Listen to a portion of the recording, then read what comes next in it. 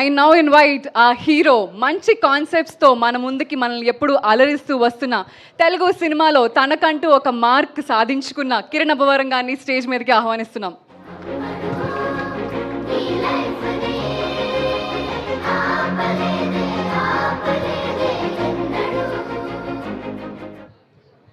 Thank you అండి.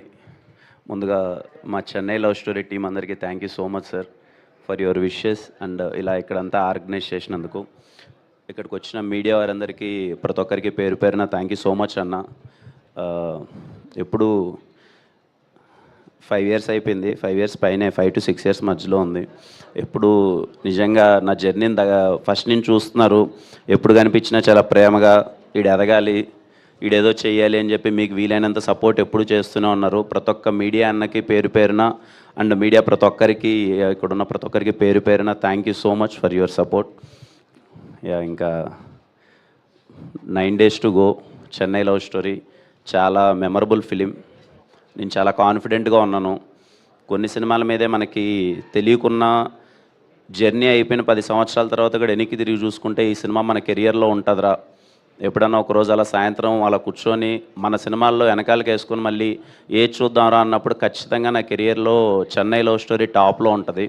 నేను అంత గట్టిగా బిలీవ్ చేస్తున్నాను ఈ సినిమాని. అందరికీ, మా టీం అందరికీ, సాయిరాజ్ గారికి, ఎస్కేఎన్ గారికి, ధీరజ్ అన్నకి, ప్రతి ఒక్కరికి thank you so much. Ravana, thank you Ravana.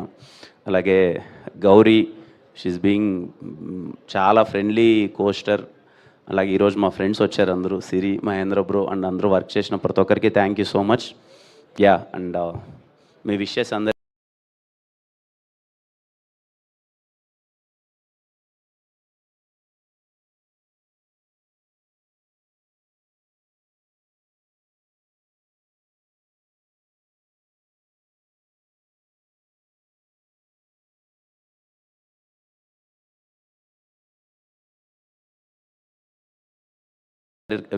Chennai love story అండి 24th మీ అందరికీ చాలా అంటే చాలా బాగా నచ్చాలి.